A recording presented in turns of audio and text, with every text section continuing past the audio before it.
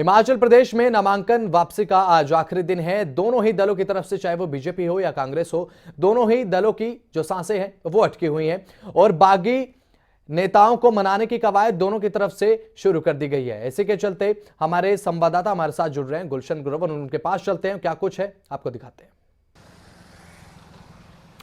गुलशन हमारे साथ जुड़े हुए हैं। गुलशन ग्रोवर जी, इस समय दोनों ही दलों की तरफ से, चाहे वो बीजेपी हो या कांग्रेस हो, दोनों ही दलों की तरफ से बागी नेताओं को मनाने की जो कवायद है वो शुरू कर दी गई है, ताकि आने वाले समय में किसी भी दल को इन बागी नेताओं की वजह से होने वाले नुकसान का खामियाजा न भुगतना पड़े।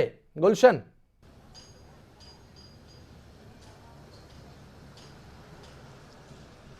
देखिए, बिल्कुल आज ही का दिन है जो कांग्रेस और भाजपा के जो बागी उम्मीदवार हैं उनको मनाने का दिन, क्योंकि आज 3 बजे तक जो कि नामांकन वापसी लेने का आज आखिरी दिन है और 3 बजे से पहले यदि कोई भी भाजपा का जो नेता है वो बागी हो चुका था, जो कांग्रेस का नेता बागी हो चुका था, अब यदि वो मानते हैं तो वो 3 बजे से पहले तक जो है अपना नामांकन वापस ले सकते हैं।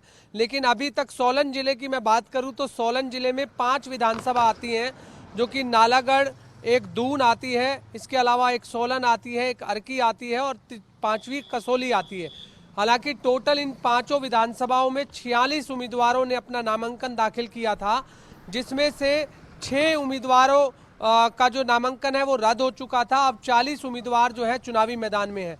अब इन 40 में भाजपा की तरफ से भी और कांग्रेस की तरफ से भी बागी उम्मीदवार हैं। यदि हम सोलन की बात करें तो सोलन से कांग्रेस के एक उम्मीदवार हैं, जो कांग्रेस के एक नेता थे जिनको टिकट नहीं मिला था, वो बागी नेता के तौर पर आज़ाद उम्मीदवार का चुनाव लड़ रहे हैं। और ऐसे में नालागढ़ की बात करें तो नालागढ़ से भी एक भाजपा के नेता थे, उन्हें भी भाजपा ने टिकट नहीं दिया था, तो वो आज़ाद उम्मीदवार के तौर पर चुनाव लड़ रहे हैं। हालांकि कई नेताओं ने मनाने की कोशिश इन्हीं दोनों नेताओं को की थी, चाहे भाजपा की तरफ से हो या फिर वो कांग्रेस नेता की तरफ से हो, लेकिन अभी तक वो नहीं माने हैं और आज़ाद उम्मीदवार के तौर पर ही वो चुनाव लड़ रहे हैं। तो ऐसे में हम कह सकते हैं कि जो भी ये बागी नेता हैं वो जरूर समीकरण बिगाड़ सकते हैं, क्योंकि जो भाजपा का जो वोट बैंक है, कहीं ना कहीं अब जो भाजपा के जो उम्मीदवार जिनको टिकट नहीं मिली है वो आज़ाद उम्मीदवार के तौर पर चुनाव लड़ रहे हैं, तो उनके साथ कई भाजपा के जो कार्यकर्ता हैं वो साथ गए थे, चाहे उसमें मंडल अध्यक्ष की बात करें या फिर बूथ स्तर तक के जो कार्यकर्ता हैं उनकी बात करें। तो ऐसे में एक नुकसान भी हो सकता है, लेकिन अभी तक किसी भी तरह की कोई खबर सामने नहीं आई है कि बागी नेताओं ने अपने नामांकन वापस लिए हों। हालांकि अभी 1 घंटा और बचा हुआ है, 1 घंटे में देखना होगा कि आखिरकार क्या कुछ आता है सामने। लेकिन हम इस समय ये देख रहे हैं कि हिमाचल में चुनावी जो सरगर्मियां हैं वो बड़ी तेज हो चुकी हैं। अब हम देख रहे हैं कि हर चौपाल पर या हर जो है चौक चौराहों पर भी केवल चुनावी बातें हो रही हैं कि कौन सा उम्मीदवार इस बार जीतेगा, हिमाचल में किसकी सरकार बनेगी।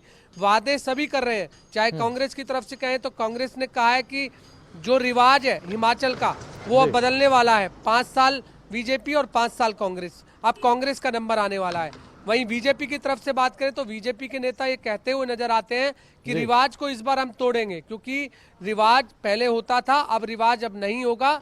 दोबारा से हिमाचल की जनता हिमाचल में भाजपा की सरकार बनाएगी, यानी डबल इंजन की सरकार बनाएगी, क्योंकि केंद्र में मोदी की सरकार है तो हिमाचल में फिर से जयराम ठाकुर की सरकार बनेगी। हालांकि बीजेपी ने अभी तक हिमाचल में अपना मैनिफेस्टो लागू नहीं किया है। मैनिफेस्टो 1-2 दिन में जब लागू होगा, क्या कुछ वो हिमाचल की जनता के लिए मैनिफेस्टो में जो सौगातें हैं वो लेकर आते हैं, वो भी देखना बड़ा दिलचस्प होगा, क्योंकि कांग्रेस की तरफ से कई वायदे किए जा रहे हैं।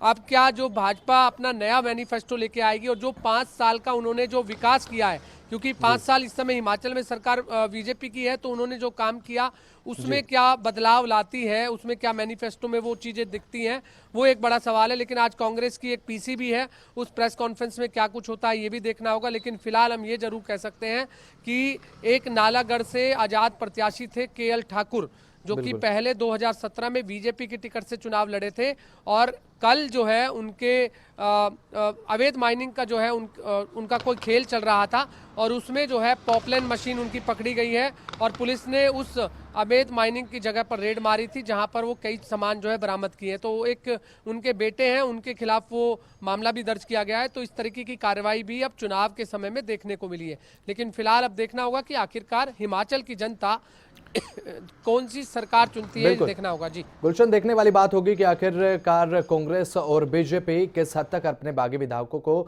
मनाने में सफल रह पाती है। बहुत बहुत शुक्रिया गुलशन हमारे साथ जुड़ने के लिए और तमाम जानकारी साझा करने के लिए।